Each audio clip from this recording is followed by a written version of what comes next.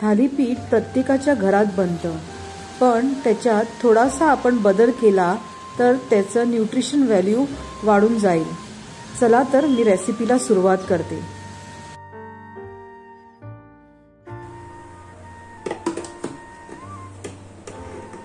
हे भाजणीचं पीठ आहे.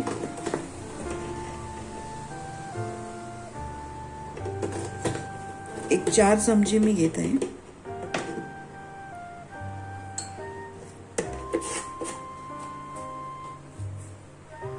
त्याच्यातच मी कांदा कापलेला आहे बारीक, तो घालते. तसंच कॅप्सिकम,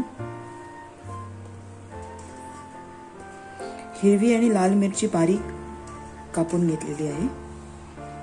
तसंच कॅबेज आणि कॅरट, हे सगळं साहित्य मी याच्यात मिक्स करून घेते.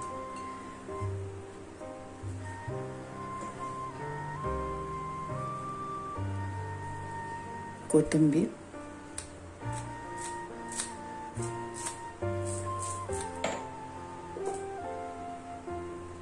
मीठ,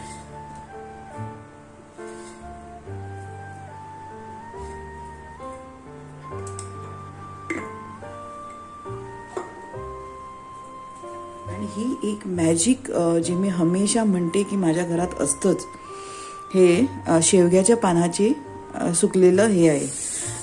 कसुरी मेथी सारखं आपण सुकून घ्यायचं आणि मग कुठल्याही पदार्थात ज्याच्यात आपण कसुरी मेथी वापरतो किंवा कोथिंबीर वापरतो त्याच्यात हेही आपण घालून त्या डिशची न्यूट्रिशन व्हॅल्यू वाढवू शकतो.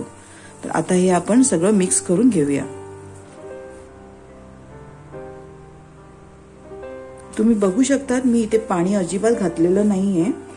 विदाउट पाणी आपण पहिली मिक्स करून बघायचं,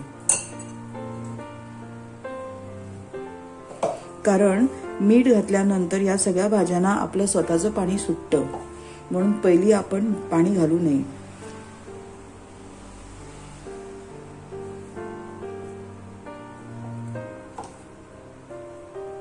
तुम्हाला जर भाजणीचं पीठ कसं करायचं हे जाणून घ्यायचं असेल तर तुम्ही मला कमेंट बॉक्समध्ये कमेंट करू शकता. आणि प्लीज माझ्या चॅनलला like and share and subscribe करा. थोड्या काळासाठी मी व्हिडिओज अपलोड करू शकली नाही, याच्यासाठी मी तुमची माफी मागते. आता मी परत प्रयत्न करते व्हिडिओज अपलोड करायची, तर तुम्ही मला प्लीज सपोर्ट करा. जसं तुम्ही अगोदर केलं तसंच मला आताही पुढे करा. मला तुमच्या सपोर्टची फार गरज आहे.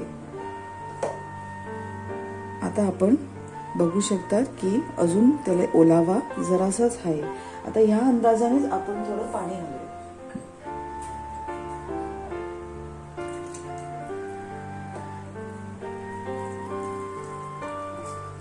आणि एक असा गोळा असा मळून घेऊया.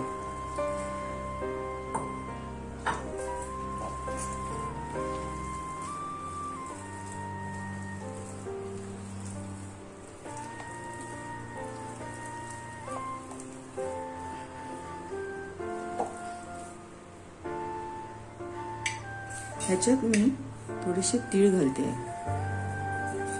दिसायला छान दिसतं आणि तिळाचा समावेश आपण कुठल्या रूपात करावा, कारण ते रिच इन कॅल्शियम असतं जे आपल्या हाडांसाठी गरजेचं असतं. आणि हळद घालते आहे. आणि हे आपण व्यवस्थित आता मिक्स करून घेऊया. हा असा एक जीव करून आपण गोळा करून घेतलेला आहे. मी तेल घालते आहे अंदाजाने.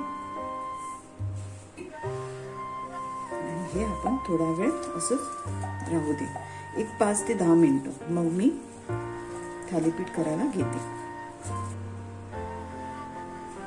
इथे मी तेल लावून घेते पिशवीला आणि ह्याच्यावर एक एक गोळा करून मी थापून घेते.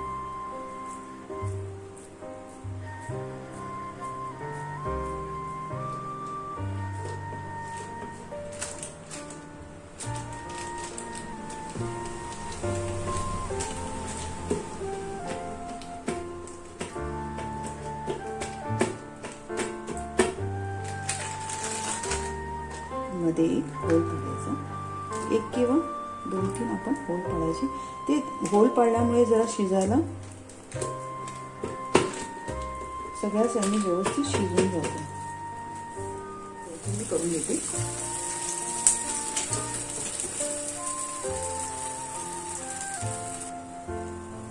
हे आपण चांगले आता गॅसवर भाजून घेऊया क्रिस्पी. फ्रेंड्स, मोरिंगाचा किंवा शेवग्याच्या पानांचा समावेश आपल्या आहारामध्ये दररोज करावा. कुठल्या नाही तर कुठल्या निमित्ताने ते आपल्या पोटात जाणं फार गरजेचं आहे, कारण त्याच्यात भरपूर न्यूट्रिशन असतात.